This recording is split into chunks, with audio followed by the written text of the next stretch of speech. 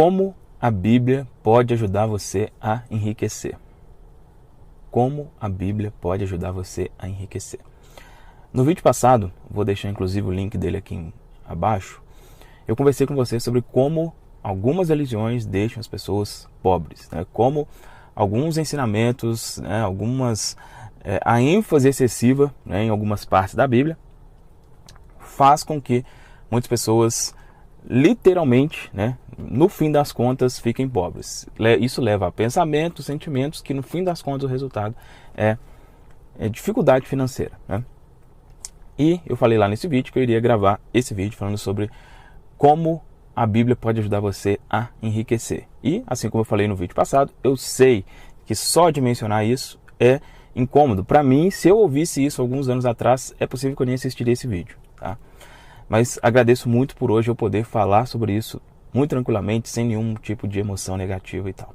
E, assim, vamos ser bem sincero aqui. Se você está aqui assistindo, né, ninguém te obrigou aqui a assistir esse vídeo. Então, se você for uma pessoa muito sensível, né, relacionada ao assunto que eu vou conversar aqui, eu sugiro você que não assista, tá?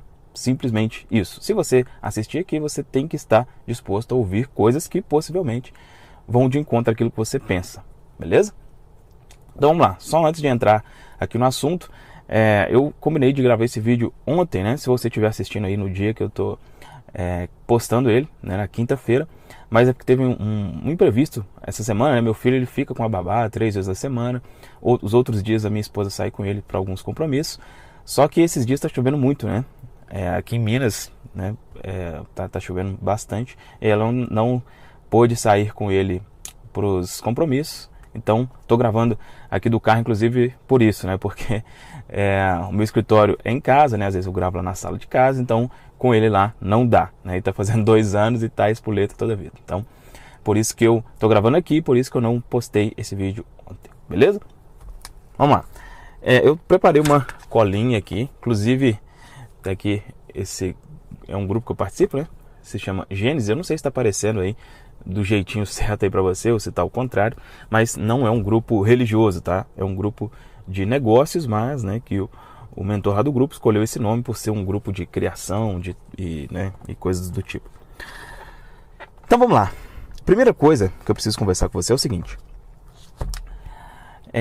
Eu vou mostrar aqui para você, primeiro, como que a Bíblia, a ideia de, por exemplo, quem é rico não pode agradar a Deus. Não é possível. Você vai perceber que isso não existe. Eu vou te mostrar alguns exemplos aqui. Depois eu vou te mostrar como que a Bíblia pode te ajudar na prática, a gerir o seu dinheiro. Tá? Muitas pessoas acham que não, a Bíblia não tem nada a ver com dinheiro. Cara, a Bíblia, se você seguir os conselhos bíblicos, você não vive endividado. Pelo menos isso. Mesmo que você não queira enriquecer, não queira prosperar, pelo menos endividado você não vive, se você seguir os conselhos que está aqui. E no fim eu vou mostrar um versículo, que se você ouvir esse versículo e continuar pensando, caso você pense que ter dinheiro é errado, que é do diabo, coisa do tipo, aí sinto muito, mas você é um alienado, vai me desculpar, mas não tem como. Depois do que eu vou te mostrar aqui, não tem como, tá? O último versículo que eu vou te mostrar. Então, primeira coisa, eu anotei alguns nomes aqui, simplesmente, você pode pesquisar depois melhor sobre eles, né? Mas Abraão, Jó, Boaz, Isaac, Davi, Cornélio, José de Arimateia, Ló. Eu só citei alguns aqui, né? Então 1, 2, 3, 4, 5, 6, 7, 8. Com certeza tem muitos outros. O que esses homens têm em comum? Riqueza e agradar a Deus. Basicamente isso, né? Então a Bíblia sempre se refere a esses homens como homens fiéis, né? Alguns deles aqui, por exemplo, no caso aqui de Davi, por exemplo, deu umas escorregadas e tal, mas a Bíblia refere a eles como homens fiéis e ricos, né? Então, de cara, aí é só você olhar o fato, né? Poxa, como assim não dá para ser rico e agradar a Deus se mostram várias pessoas que fizeram isso? Então, isso é o básico, tá? Isso é o básico. E aí, se você quiser, você pesquisa mais sobre a história de cada um e tal. Então, essa é a primeira coisa. Não faz sentido porque existem provas. Pessoas do passado, pessoas que já estão na Bíblia, é óbvio. Hoje você vai conseguir ver também muitas dessas pessoas, mas enfim, a Bíblia mesmo mostrando isso. Essa é a primeira coisa. Agora a segunda, eu quero mostrar para você como que a Bíblia pode ajudar na prática, em questões práticas, em questões como eu disse, mesmo que você não queira enriquecer, que você não queira ganhar mais, mas como que a Bíblia, se você seguir os conselhos aqui, ela pode ajudar você a evitar problemas financeiros, tá? Então, alguns versículos, vou pedir o Carlos para colocar aqui na tela, uma imagem para você que quiser conferir depois na íntegra, não vou ler todos aqui. Mas, por exemplo, lá no livro de Lucas 14, 28, né, diz basicamente, né, quem ao fazer uma construção não senta e calcula se tem o suficiente, né? Lucas 14, 28. Então, que lição é essa? Uma lição de planejamento, né? É uma coisa tão básica, né? Tão besta, vamos dizer assim, mas muitas pessoas vivem hoje endividadas por isso, por não calcular, eu vou comprar um carro, mas não calcula se vai ter o dinheiro para vou pagar para pagar o IPVA, para pagar o seguro, para fazer aquilo, e a prestação do carro, se vou comprar na prestação, e aí depois tem às vezes que devolver o carro, simplesmente porque não sentou e não calculou. Mesma coisa com uma construção, ao comprar móveis para casa, enfim. Então, primeiro conselho básico, se você seguir, você não vai ter essa dificuldade, né, de você comprar uma coisa, talvez ter que devolver, não ter condições de manter. Então, Lucas 14, 28. Segundo versículo aqui que fala sobre uma questão prática, sobre dinheiro. Esse versículo, ele fala sobre não ser fiador, se você não tem com o que pagar. Pesquise lá, Provérbios 21, 5. Ele fala sobre não ser fiador. Olha que louco isso, né? Um livro aí de 2000 anos atrás, falando de uma coisa que, né, hoje acontece tanto, né? Para você, muitas vezes, para comprar algo mais caro ou para até alugar uma casa, você precisa de um fiador, de alguém assinar ali para você, né? E se você não pagar, esse fiador tem essa obrigação. Então, na Bíblia tem esse conselho, não seja fiador, né? Quantas pessoas sujaram o nome, tiveram dificuldades por ser fiador, né? Tem dívidas que não tem nada a ver com ela, simplesmente por ser fiador. Se você tivesse lido esse versículo, isso não aconteceria. Então, segundo versículo aqui prático. Terceiro, Provérbios 22, 7, né, fala que o rico domina o pobre e quem toma emprestado é escravo de quem empresta. Quem toma emprestado é escravo de quem empresta. Então, você precisa evitar ao máximo possível pedir empréstimo, porque literalmente é isso que acontece.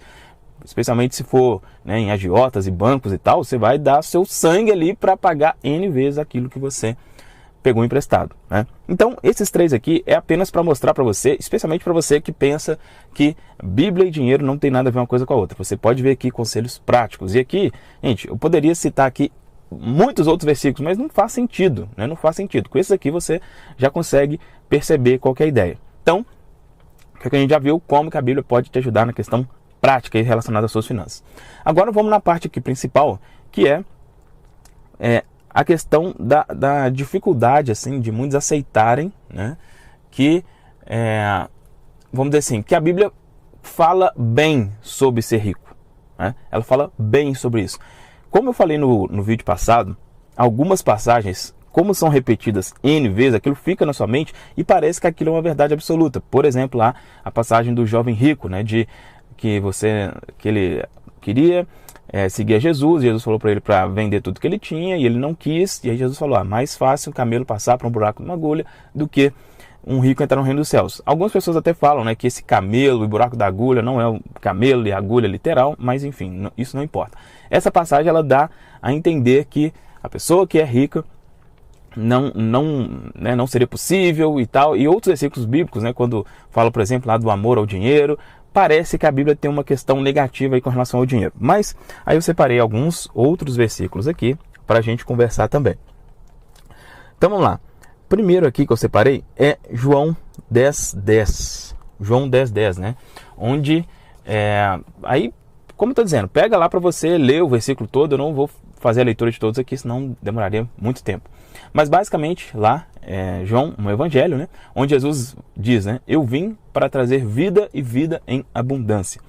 E aí sabe o que é o mais engraçado sobre isso?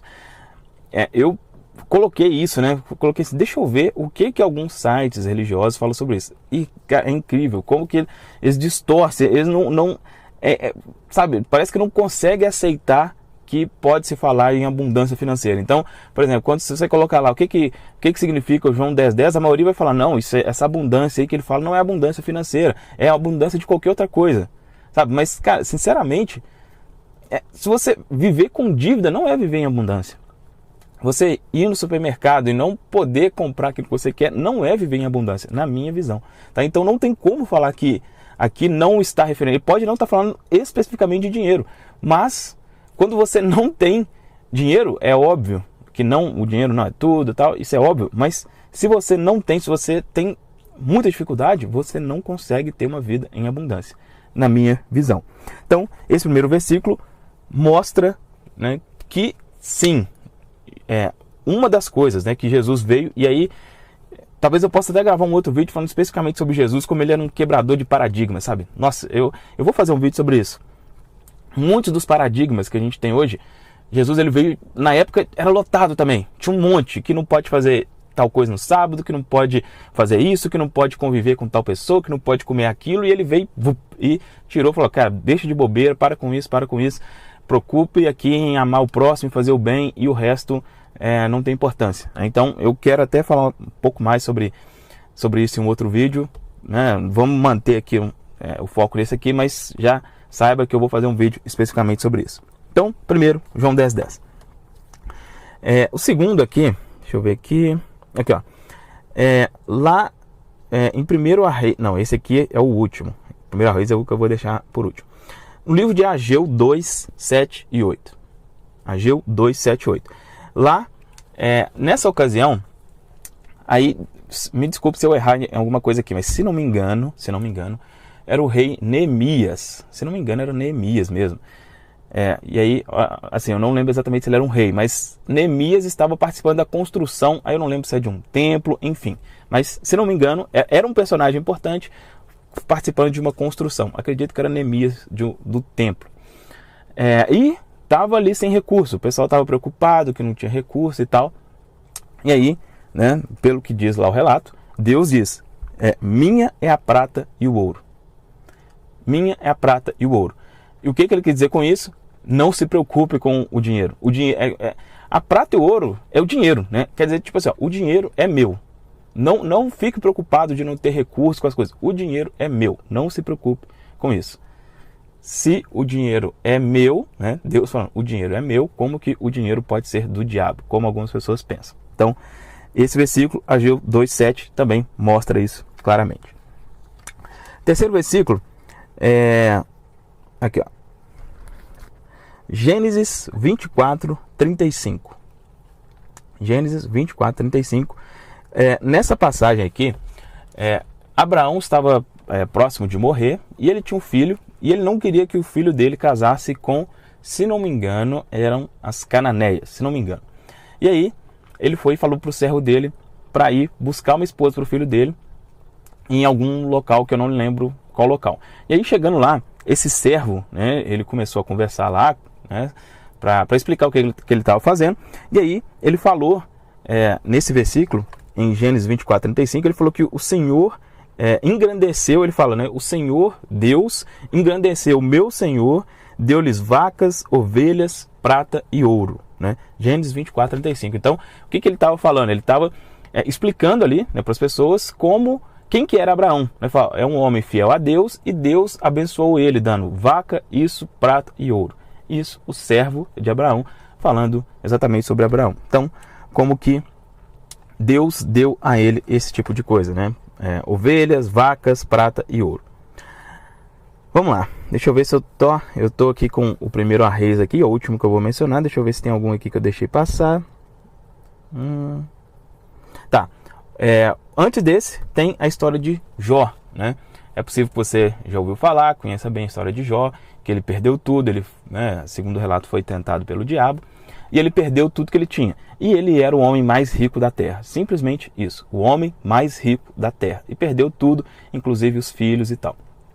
E aí, depois que ele passou, né, por todas as tentações lá, o que aconteceu? Aí, lá em Jó 42, do 10 ao 12, diz que Deus deu ele em dobro tudo que ele tinha. Em dobro. Então ele já era o homem mais rico da terra e Deus deu para ele o dobro do que ele tinha. E aí lá fala, né? Deu vaca, deu isso, aquilo. Gente, hoje ninguém, né, dá vaca nem nada. Vaca é ouro, é dinheiro, é a mesma coisa, tá? Se fosse no nosso período, seria como isso. Vamos supor que Jó tivesse 10 milhões, Deus foi lá e ele perdeu tudo e Deus deu para ele 20 milhões. Basicamente é isso, beleza? Depois você pesquisa lá, Jó 42, 10 ao 12. E aí, o principal deles, aquele que assim, como eu disse aqui no início, né? E eu sei que pode até ser meio forte falar isso, mas cara, se depois desse versículo você continuar achando que tem alguma coisa errada, que o dinheiro não é de Deus, qualquer coisa assim do tipo, pelo amor de Deus, olha só. 1 Reis 3,13. 1 Reis 3,13. Pesquisa lá o que diz. Mas basicamente a história é a seguinte: Salomão ia ser rei e Deus foi e falou com Salomão: peça o que você quiser. Peça o que você quiser que eu vou te dar. E aí Salomão pediu sabedoria. Sabedoria. Deus foi e falou com ele assim: poxa, você pediu sabedoria? Não, então não vou te dar só sabedoria. Eu vou te dar riqueza, glória e mais isso e aquilo. Deus, no relato, fala exatamente isso. Leia esse versículo. No relato diz: Deus falou que vai dar, além de sabedoria, riqueza e, se não me engano, glória, coisa do tipo. Mas riqueza, está escrito lá, riqueza. Deus deu para Salomão riqueza. Deus deu para Salomão riqueza. Como que Deus dando para Salomão riqueza, como que a riqueza pode ser algo ruim? Então Deus deu para Salomão uma coisa ruim. Ou Deus deu uma coisa que é do diabo. Deus chegou para o diabo e falou: diabo, eu vou pegar um pouquinho aqui da riqueza para dar a Salomão. Gente, não faz o menor sentido. Não faz o menor sentido. E quando eu conversei sobre esse versículo com uma pessoa, ela falou assim: mas você vê, né? Aí Salomão foi infiel a Deus. Beleza, mas tá. Então Deus meio que levou Salomão ao erro. É isso. Se ele deu riqueza para Salomão e aí depois Salomão se desviou, Deus induziu Salomão ao erro. E aí é claro, né, que a pessoa, se falar isso, ela vai sair correndo, vai dar uma resposta, porque não tem uma resposta para isso. Gente, repetir o que eu falei aqui no início, o que eu falei no vídeo passado. A minha intenção aqui não é, sabe, falar mal das igrejas como um todo e tal, porque eu acredito fortemente, né, que tem igrejas que são boas, tem igrejas que fazem trabalhos bons. Muitas pessoas deixam de usar drogas, né, depois de ir na igreja. Muita gente fazia grandes atrocidades, né, e depois de participar de igreja. E aí várias delas têm pontos positivos, obviamente. O meu foco aqui é falar como que ela influencia na questão financeira. Então, se você chegou até o final aqui, primeiro, parabéns, né? Você, principalmente, né, se é um assunto que você discorda, assim, para você ouvir tudo que eu falei aqui. Tenho certeza que não foi muito fácil, então parabéns por ter chegado até aqui. E se você, aí, né, uma coisa assim, se você tiver, vamos dizer assim, a coragem, e se você achar que for sábio, compartilhe esse vídeo com alguém. Compartilhe esse vídeo com alguém, deixa um comentário aqui abaixo falando o que você achou, se você concorda, se você não concorda. Dá um like se você concorda, dá um dislike se você não concorda, não tem problema nenhum, tá? Pode dar um dislike se você não concorda, não tem problema absolutamente nenhum mesmo. E se você acredita que alguma pessoa pode ser beneficiada por isso aqui que eu falei, manda o link, né? Manda o link desse vídeo para essa pessoa, que eu espero realmente, como eu tenho muito forte, né? E eu declarei, eu prometi para mim mesmo que eu vou até onde for preciso para ajudar as pessoas a se livrar dessas malditas crenças limitantes. Seja o que for precisar de falar, pode ter certeza que eu vou falar cada vez mais aqui no canal, porque mesmo sabendo que isso tem consequências, que muitas pessoas ficam chateadas, que, enfim, né, que isso pode ser ruim por um lado, mas o meu compromisso é ajudar você a se livrar disso. Então, o que tiver que passar de negativo, eu estou disposto, não tem problema nenhum. Tá certo? É isso, forte abraço, até o próximo vídeo. Tchau, tchau.